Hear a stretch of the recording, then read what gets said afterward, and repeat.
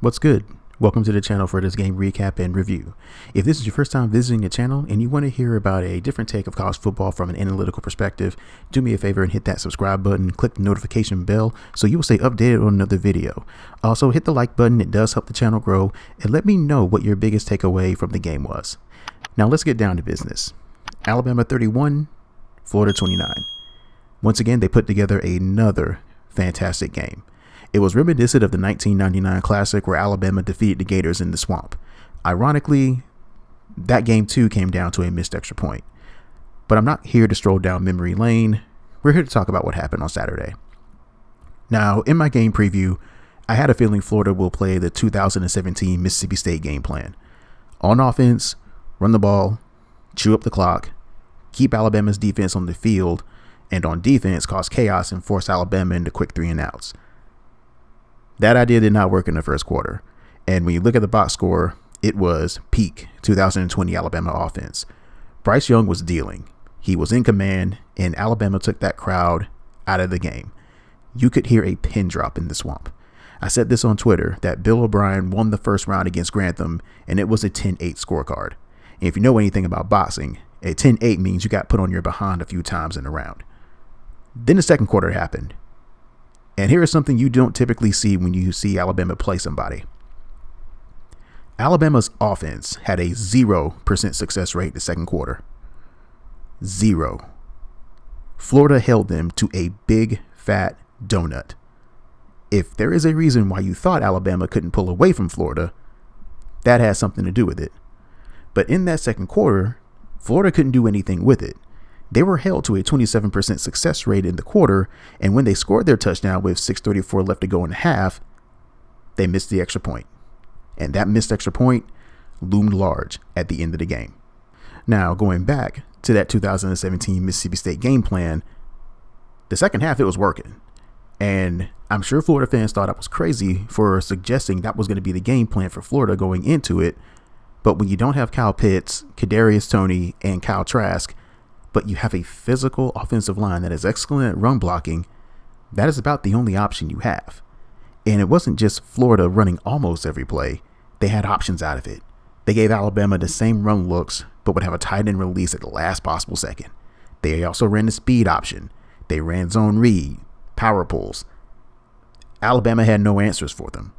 Florida had a plus 14% delta in the third quarter and a plus 19% delta in the fourth.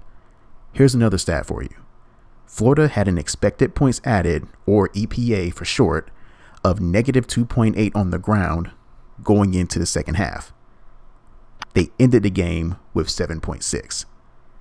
Now, it may not be a math major, but Florida had an expected points added of 10 points, 10.4, when they ran the ball in the second half. The short version of EPA is this. It is yards that are transformed into points based on the game situation, down, distance, time, etc. So each play you're expected to score an X amount of points, and the difference between the plays is the EPA here. But my biggest takeaway of the game was this. I thought Florida was better than Alabama at both ends of the line of scrimmage. I came away impressed with how well Florida's defensive line held up against Alabama's offensive line. Alabama averaged 3.84 yards per carry when you remove sacks from the equation. I thought Alabama threw the ball a lot more than I anticipated, and they were not balanced offensively. Alabama's offensive line couldn't move Florida's defensive line at all, and I think you have the swamp to thank for that. When that crowd got back in the game, it was deafening, and it forced Alabama to change how they snapped the ball. Now, Florida, they weren't balanced either, and they didn't need to be, honestly. Their offensive line controlled the line of scrimmage in the second half, and they were able to get to the second level at will. They caught Alabama in their nickel package, they stayed up tempo, and they didn't substitute. Florida not substituting was huge, because every time Alabama would try to sub someone in, they would run the risk of having 12 players on the field, and that penalty was called a lot on Saturday. Kudos to the Florida coaching staff for catching Alabama in a certain personnel grouping they were not comfortable in. Now, I say all of this. So what does this mean for Florida? Well, the first thing it means is this. You don't want to have a poor effort next week. We have had the pleasure of watching teams who play Alabama the previous week end up sleepwalking the next week. The Alabama hangover is a real thing. You don't ever want to turn one loss into two. And yes, you're playing Tennessee at home. And Travis Stevens is not walking through that door. But next week is a game you want to show great maturity and take care of business against a team you are supposed to beat. It is all right there for Florida. Just hope they don't peek too far ahead to their game against Georgia in another month. For Alabama, is this a time where you sound the alarm on defense? Well, let me put this in perspective. You were in the same position last year where Ole Miss, and to quote Nick Saban, but do it in a G-rated version, ran through you like excrement through a tin horn. And all that talk of the following week was, man, I don't know if we can beat Georgia because we can't stop the run. But the defense was able to get it fixed in the second half of that game, and it became a springboard for you defensively. If there is one person who was excited for this, it is Nick Saban, because he loves to point out areas where his team can improve on. And trust me when I tell you this, he has a lot of receipts when they review game film against Florida.